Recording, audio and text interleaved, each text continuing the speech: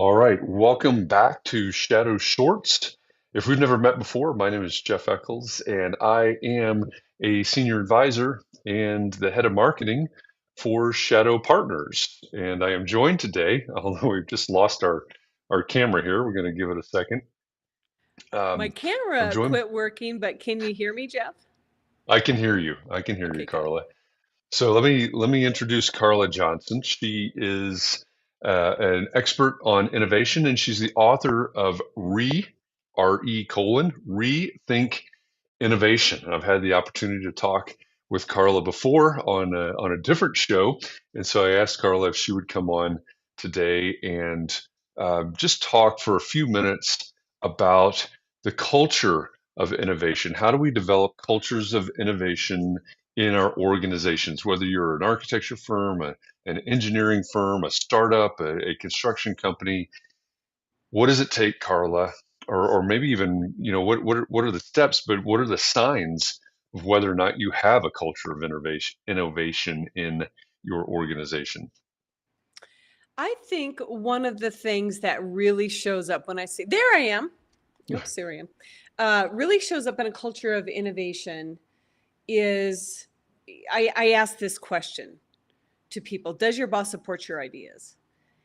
And Okay. that's a big thing because ideas can come from grassroots and the ground up, and there can be a lot of conversation from the executives and the top down that says, yes, we want you to innovate, we want these ideas, we want all the things. But unless somebody feels that their boss actually supports them on a day-to-day basis, they really don't have a culture of innovation. I gave a presentation to about 550 engineers last week, and afterwards, it was really interesting. I received emails from several of them, and they said, our company only cares about the big innovation, the big ideas, the big things. They don't really care about, things that aren't sexy, aren't, disruptive, that aren't those things. And those big, those are like the fireworks. We're here right before the 4th of July. Those are the huge fireworks. Those are few and far between what actually is successful. And what really exemplifies a culture of innovation is what are all of those little things, little ideas constantly along the way, the ideas that are supported. And I think that's so important because it's the little bitty incremental things every single day that really Right. create that culture of innovation. Yeah. Yeah. Yeah. We see that all the time in our work. We'll see a or we'll talk with an organization that maybe they have a chief innovation officer or something like that. Maybe they won't. And one of the questions at the beginning of the conversation always has to be, um, you know, how do you innovate? And we've even found that in the mergers and acquisitions process that a company that has a culture of innovation actually has more inherent value in that M&A process. Mhm. So in your work in working with different organizations, how if I say, hey, my I've got this organization, I've got 500 engineers in my company or architects or whoever they are, but we don't have a chief innovation officer, or we don't, how do we start to develop an innovative culture? Or maybe that's not even the right question, but how do we start to develop this in our organization if we don't think we have it currently? Yeah, and I think your point about you may not have a chief innovation officer, and people say, well, we're not that kind of firm. Like we're not Right. innovation driven, but you can call it, how do we become more agile? How do we become more responsive? How do we become more aware of market trends? Those are all things that use the same characteristic that make you a great innovator. And I always say, if you want to create a culture of innovators or original thinkers, you have to reverse engineer it. Talking to this group, they know that term, reverse engineer it. So if you want an entire organization that's innovative, let's reverse engineer it back to individuals, because it's the individuals that make the teams, and it's the teams and their outcome that determine whether or not an organization is innovative or not. So one of the things that people don't realize is that coming up with ideas that solve problems is a skill, and it's a skill that can be learned. And many times, especially in a very left brain engineering, architecture, or even data driven environment, it's very much about prove to me that this will work and then we will do it. Well, if that were the case, then it's not really innovative. right? Because it has already been done. And I think the greatest opportunity is to teach people to be more observant of what's going on in the world around them, what's going on in another industry that you may be able to learn from, and then relate those principles into your own work and make it apply that way. And once people at scale understand, like, that's where the great ideas come from. And if you have Mm. someplace else where it has already worked, then that idea is just that much less risky. Yeah, yeah. I'm going to go back to something you said just a second ago. Is prove it to me. We hear that all the time, right? Prove it to me. What's the ROI? These types of things. Like, we don't know, right? Yeah. This, by definition, we don't know this because we are innovating, and it has to take. I would assume it has to take um, leadership that's not averse to risk, because these types of activities must have some risk built into them, even if it's just the risk of our own, burning our own time. Yeah, and it kind of goes back to, are we always on the hunt for the fireworks, or can we Mm. keep that campfire constantly burning? Because that produces a lot of heat and outcome. A firework is one big burst and either it worked or it didn't. And I think when people perceive innovation as that, innovation in all capital letters, it does feel really risky because there is a lot at stake. But the more you can do little tests and trials, little proof points, it will not only help give the people trying the ideas confidence, it also shows that there isn't that much at risk. And then Yeah. when you start to accumulate those over time, then you begin to have that track record of, we did this little experiment, this is what we learned, and so we've tweaked it, and it's that constant trial and tweak, trial and tweak, trial and tweak. And that's why it's so important when you look at that whole culture of innovation to really support the little ideas every single day, because that's what ultimately adds up to the big ideas and big impact. Yeah, yeah, I love it. And so I know that you work with and consult with a lot of large organizations, and not all large, but you do Right. work with some large organizations. What When you think across the landscape of all the people that you've worked with and all the knowledge and expertise that you've built up around innovation over the years, what are some of the maybe key benefits um, to organizations that truly do have a culture of innovation? I think that the biggest benefit is that, especially now as we talk about how hard it is to hire people, is that it makes people care about the work that they do. And when you wake up every single day and you know that your ideas matter, they might Mm. not be the right ideas, but your ideas matter, and you have an impact at whatever level of the organization that you work, that's really powerful. That's a Yeah, really powerful emotional connection between the employee and the employer. And I think there's an incredible opportunity.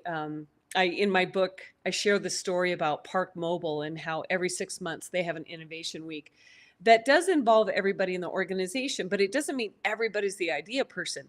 Maybe somebody says, I'm really good at organizing ideas and seeing a storyline. And maybe somebody else says, I'm pretty good at putting PowerPoints together. So that's what I will do. But there was a woman who worked in the accounting department, and out of innovation week, she had an idea. There was a process, a report that she ran every single month that took her 40 manual hours. So 25% of her month, a week every single month. She taught herself a programming language, and that report now takes about 10 minutes to run. So you think about that in these terms. Very little risk, very little investment, but what if you could get 12 more weeks of value-based work out of your employees, every single one of your employees, for a year? Think what that does, and also what it does for them to know, I don't have to sit here and work on this mind-numbing kind of work. yeah. I have the ability to see, ways to fix this and make my work more fun for me. And I think that's an incredibly powerful position to be in. Yeah, yeah, that's a great example. I remember that one from the book, and that's a Yeah. really great point. It's yes, there are so many different levels, right? It's the personal level for the employee, the satisfaction, the recruiting, and the retention. Um, Certainly ROI in that particular example, probably a monetary, I suppose, Yeah. ROI Yeah. to to that example, but there are a lot of benefits. Do you have another favorite example of the result of having an innovative culture? I came across this example recently and I thought it was really fascinating. It was a children's hospital in the UK, and they had their metrics for taking high risk patients from the surgery room, transporting them, and then into ICU wasn't where they wanted it to be. And one of the doctors, after he had done 2 surgeries in the morning, went into the break room and he sat down and he's like, the stress and the pressure of all of this was tremendous. And he happened to look up on the TV and Formula One racing was on. And he watched the car go through the pit stop. And he said, we're very similar. We have an incredible amount of critical work to do in a very short amount of time by a group of people, right? And so they actually reached out to the Formula One team and said, we want to learn from you how you do this and see what we can do. Now, the first team that they reached out to, they said, well, let's re-engineer the whole patient pathway from the surgery room to the ICU, which seems like it would make sense, except the answer was to use a bed that would be the same bed in surgery, transport to ICU, and then in ICU. And that was just cost prohibitive because they would have to replace all their beds in the hospital. And manufacturers said, we don't have enough of a critical mass of customers to do that. So, I mean, like a lot of ideas, not every idea is the right one at first, right? So what they did is that they learned from the Formula One team how they all communicated, how people would step forward and then step back at the right times. And they noticed a really interesting cultural difference between the two. And that was in the Formula One culture. Junior people were really encouraged to bring up their ideas and share what they saw, where in the surgery room, that was not a cultural thing. And why it works so well is because the junior people, they had fresh eyes. They'd been trained, but they had fresh eyes and they could see things that more experienced people couldn't see. And so they looked at this and they understood this as a culture. And so they worked with the Formula One team that when it was time for the patient to be moved onto the gurney to move into the ICU, that it was perfectly timed, just like a pit stop.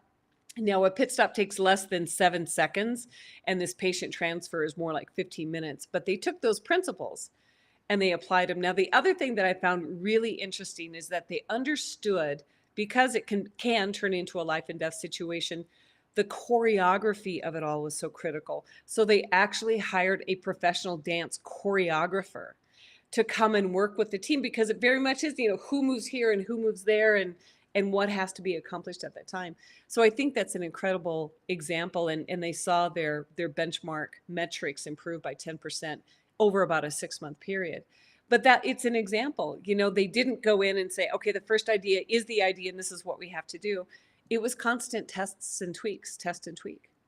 Yeah, yeah. So I promise I did not ask Carla or pay Carla to use that example, but we have a lot of Formula One fans on the Shadow Partners Okay. team, so so that example is really resonating through our organization right now. Oh, that's Um, great. yeah, absolutely. That's why I was smiling so wide when you brought that one up. If you want to learn more about Carla's book, Rethink Innovation, or learn more about working with Carla, the URL for her website is in the bottom left corner of your screen right now. It's carlajohnson.co. So reach out to Carla, and I know that you can connect with her on LinkedIn and other places as well. But carlajohnson.co is the URL for her website. Carla, thanks again for coming on and sharing about developing a culture of innovation inside these organizations. And to all of you out there, thank you for taking a few minutes to learn more about innovation.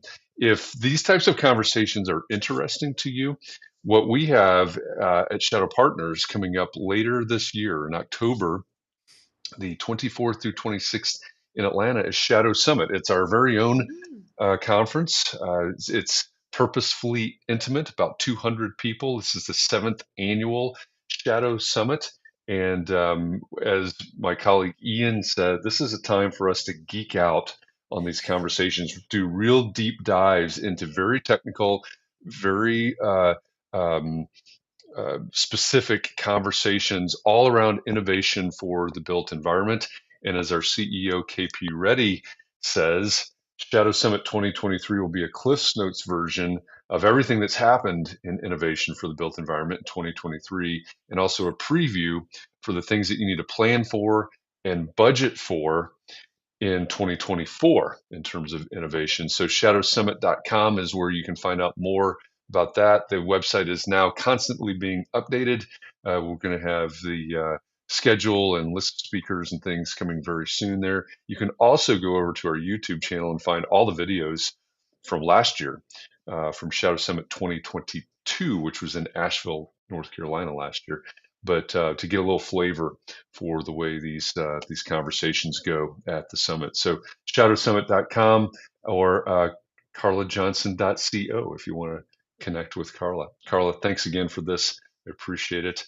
And to all of you out there, thank you. Have a great day. Thanks for having me, Jeff.